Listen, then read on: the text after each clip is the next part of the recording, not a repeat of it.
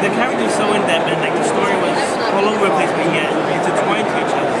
How were you able to write the story, not confuse yourself, not forget what's supposed to be where? Yeah, I don't know. I get that question a lot, and I couldn't tell you. The stories were all sort of in my head. I didn't have like a big board with it all planned out. I just kind of knew where every character was going to end up, and how they got there ended up almost writing itself. Like the characters would do things, what happened. Very organic. Yeah, it was really organic, and the characters sort of dictated what was going to happen. And then I just pushed them in one direction, and then it ended up being how it was. Now, considering the characters in your book, which ones were your favorites? Right? I think, let's see, I think the Charlene, the shark character, she's like the assassin in there. She was really fun. She's sort of based on my wife. Her name's Charlene. And your wife the shark? Yeah, and so I'm like, I was all excited because I'm like, there's a character based on me, and she's like this cold-blooded assassin. And it's complete opposite of what she would ever be. Did you sleep on the sofa a couple nights after that? No, she doesn't care. She knows how I am. We've been together like 10 years, so she doesn't know by now. I'm like, who is the one character you would not want to be stuck with in an alleyway at 3 o'clock in the morning? Probably Charlene the shark. She's one of those characters where I had this idea to come up with a character who is just like the hardest, scariest sort of character that I could think of. And like you don't meet her for a while, and then when you find out who she is. And you find out her origin was that was just like your drama.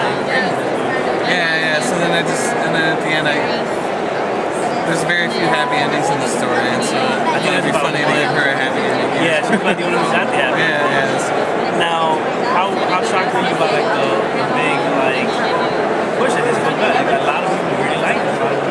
Yeah, I was really surprised, because I'd done like 3 books before that, and they all, they've been critical successes, but like as far as sales go, they were just okay. But then Super Spy kind of took off, and I was really happy. I put everything I have into every book. With Super Spy, after I was done with that, I really felt like I was kind of burned out. Like I definitely took a couple months off because I was burned out in comics because I'd taken every idea I ever had from comics and put it in there. So for that to finally be the book that sort of took off, it was kind of a relief. And of course, how was that like tour? I think you went to basically everywhere.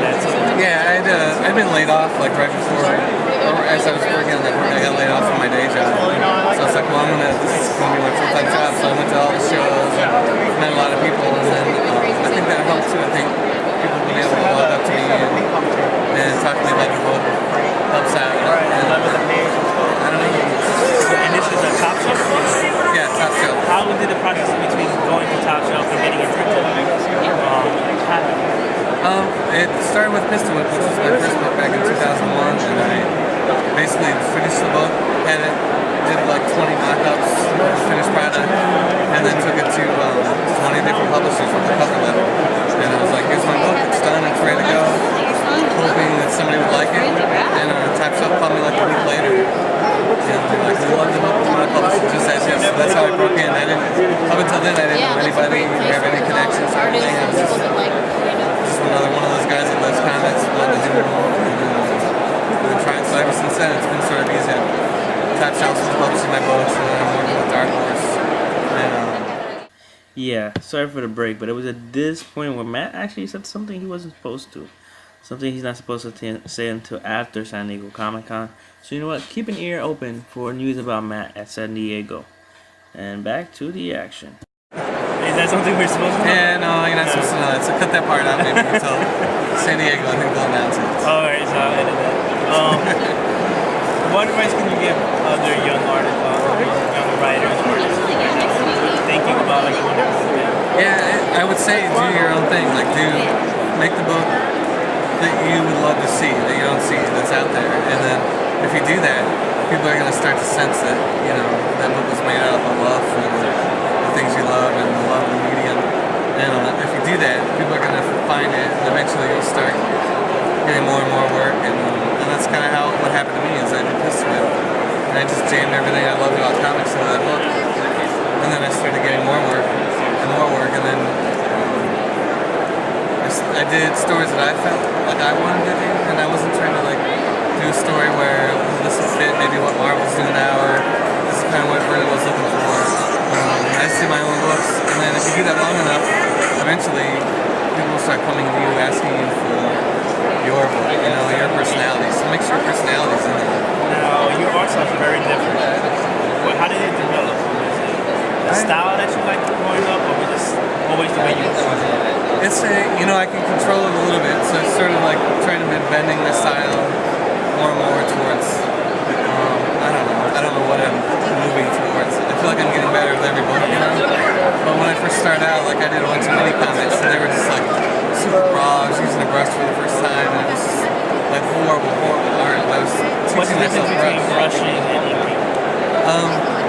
Well, inking, you know, you can ink with anything. You can ink with a ballpoint pen, or I was using like little artist pens and everything for a while, and I just wasn't I couldn't get any life from it, like a regular pen, so I started using a brush, and it's hard to control a brush, so it took me like a few years to figure that out.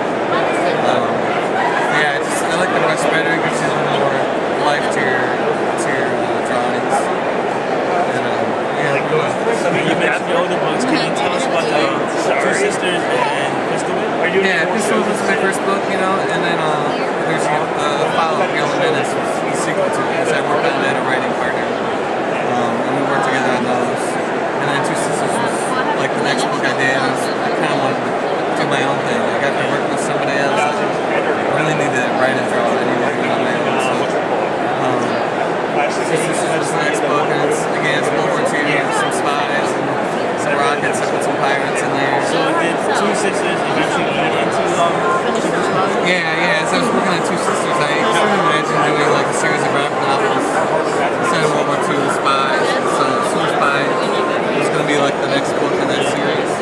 But then when I was working on Super Spy, I really just jammed every idea I'd ever had for any kind of spy-related story ever into that book. So when I was done, I was like, well, there's no more. I don't have any more spy stories left. So they're all in there. And then you have another book coming up. No, I got a book. It's called Three Stories. The Secret History of the Giant Man.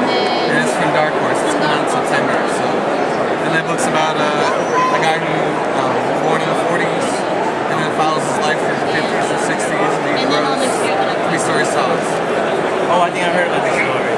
And it's coming out in September. Is it going to be a graphic or just? Yeah, it's a graphic novel. It's hardcover, full color, 200 pages. Sort of its own standalone book. And yeah, it's just about a giant man. Thanks for your time, man. Yeah, thanks a lot. I appreciate it.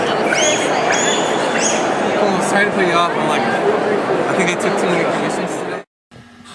Thanks, Matt, for the interview. To learn more about Super Spies, you can check out supersecretspies.com, or to learn more about Matt, you can check out his blogspot at mattkindt.blogspot.com. And once again, thanks, Matt, for the interview.